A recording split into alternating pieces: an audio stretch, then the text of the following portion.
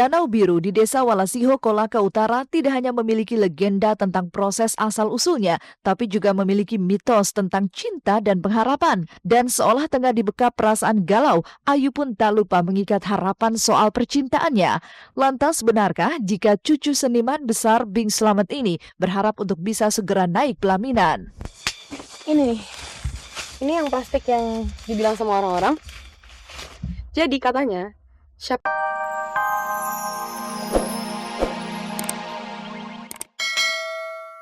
Temukan pengganti Raffi, sementara Raffi sendiri sudah melangkah ke pelaminan dengan Nagita Slavina. Seakan ingin segera menyusul ke pelaminan dan ingin menyepi dari hiruk-pikuk kehidupan, pemilik nama asli Wahyu Setianing Budi ini terbang sendiri menuju negeri para nabi Mekah Al-Mukarramah.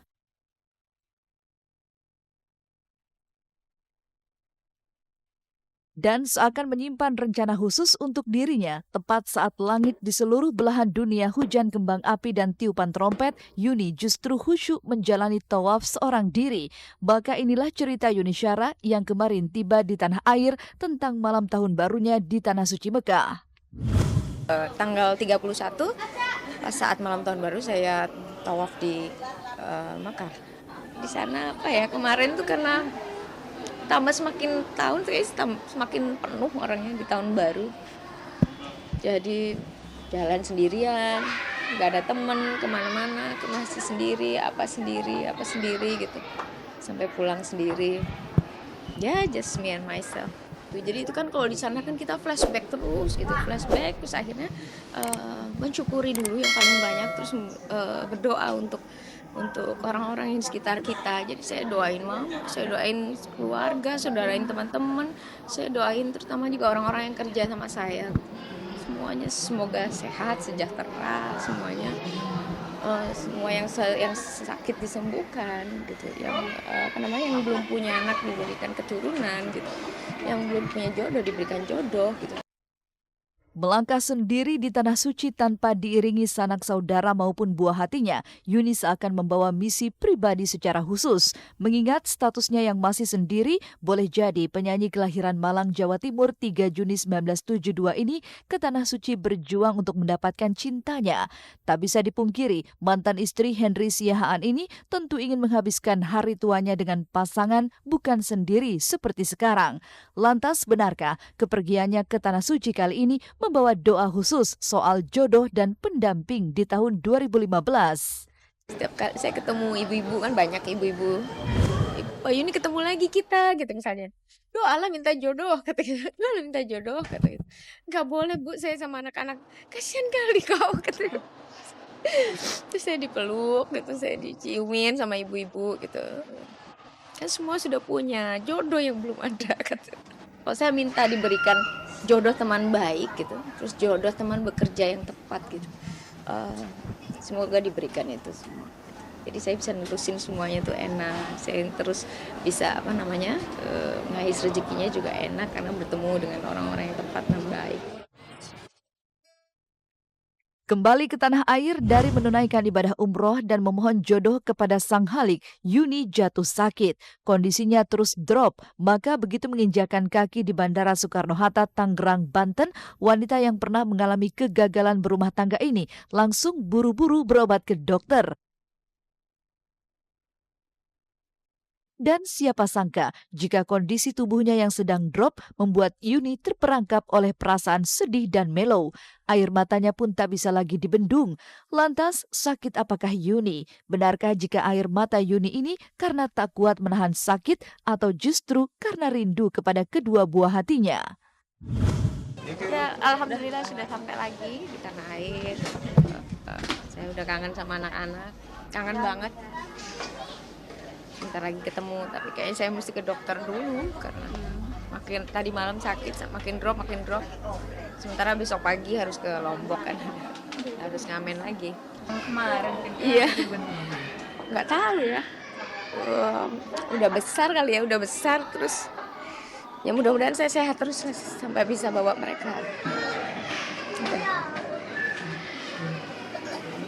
Setiap kali spesial, cuman nggak tahu ya, saya lagi melo kali ya. lagi badannya drop juga jadi agak-agak melo. tapi emang yang paling saya minta banget adalah supaya anak-anak, saya bisa bawa anak-anak ke sana. Saya kemarin nggak apa-apa, cuman pas tawaf wada, kebetulan di Mekah tuh lagi masjid itu lagi dibongkar gitu, jadi emang nggak kelihatan debunya. Tapi pas saya pulangnya balik, saya tuh ngelewatin eskalator yang debunya banyak ternyata, begitu tajam gitu. Nggak apa-apa sampai Jeddah, nggak apa, tapi pas udah di lounge tuh kayak badan saya udah menggigil, makin lama makin di pesawat udah semakin menggigil gitu. Saya nggak tahu saya itu kenapa. Saya kangen dari kemarin, makanya mungkin saya jadi itu. Saya kangen banget ya gitu loh.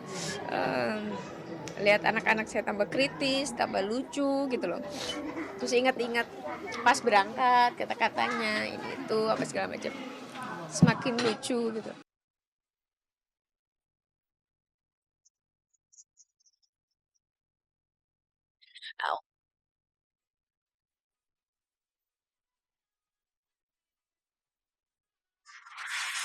Menginjak usia 24 tahun, kegelisahan akan asmara mulai membekap pesinetron muda Ayu Dia Bing Slamet. Maka pada liburan akhir tahunnya, artis cantik ini nekat melakukan perjalanan menantang dan memacu adrenalin ke kawasan Kolaka Utara, Sulawesi Tenggara untuk mengikat cintanya.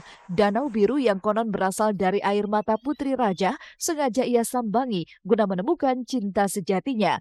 Maka seperti inilah perjalanan Ayu menuju Danau Biru di Desa Walasiho yang konon diyakini masyarakat setempat sebagai tempat Putri Raja mengusir kegalauan hati. Sekarang saya ada di satu tempat, tepatnya di Desa Walasiho di Kolaka Utara. Dan saya udah ada di satu tempat nih di belakang saya. Bisa lihat ada tangga. Nah katanya nih, kata orang-orang di sekitar sini, kata warga sini, di sini tuh ada cerita. Ya seperti banyak tempat lah ya, maksudnya satu tempat tuh pasti banyak cerita. Tapi ini menariknya adalah ada mitos. Dimana katanya dulu itu ada seorang anak raja, rajanya namanya Mokole, dan katanya keinginannya nggak terturuti. Jadi dia sedih lah, dia pengen menyendiri, dia ngambek atau dia galau bahasa sekarangnya. Dan akhirnya dia kalau misalnya sedih, dia ke tempat ini, dia menyendiri.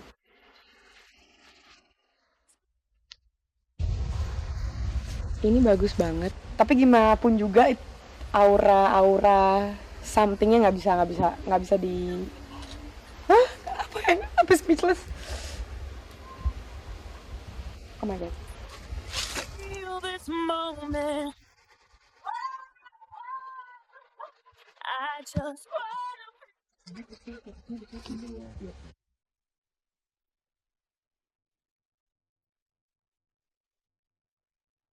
Danau Biru di Desa Walasiho, Kolaka Utara tidak hanya memiliki legenda tentang proses asal-usulnya, tapi juga memiliki mitos tentang cinta dan pengharapan. Dan seolah tengah dibekap perasaan galau, Ayu pun tak lupa mengikat harapan soal percintaannya. Lantas benarkah jika cucu seniman besar Bing Slamet ini berharap untuk bisa segera naik pelaminan? Ini yang plastik yang dibilang sama orang-orang. Jadi katanya siapapun yang punya keinginan, tapi mereka sedih karena takut harapannya atau keinginannya nggak tercapai, mereka datang ke sini, mereka simbolkan dengan plastik ini, kemudian diikatkan yang kencang,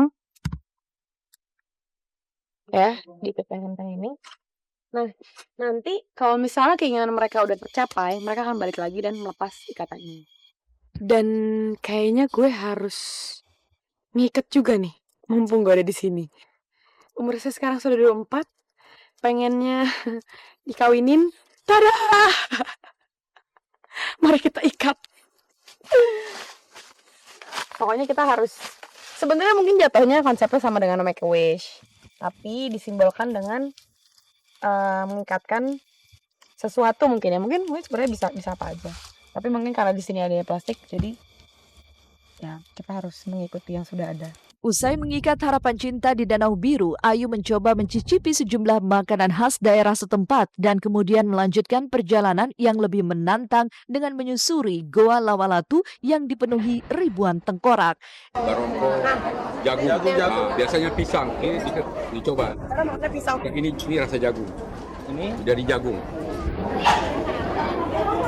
Kayak jelly, tapi nggak jelly. Kayak teksturnya lembut kayak puding karamel gitu. Ini bukan daging, bukan jantung pisang. Pemirsa, ini yang ditunggu-tunggu karena sore ini aku bakalan jalan ke tempat yang Goa Tengkorak. Nah, perjalanan kurang lebih jalan kaki kurang lebih setengah jam. Jadi ikutin terus. Doain mudah-mudahan nggak lama. Yuk.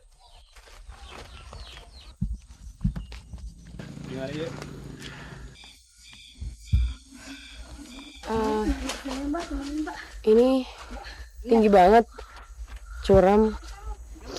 Sebelumnya pernah sih ngalamin kayak gini, cuma sensasinya beda aja soalnya katanya kalau misalnya ada orang baru yang mau masuk goa itu katanya ada hujan atau enggak? Kenapa ya, Pak?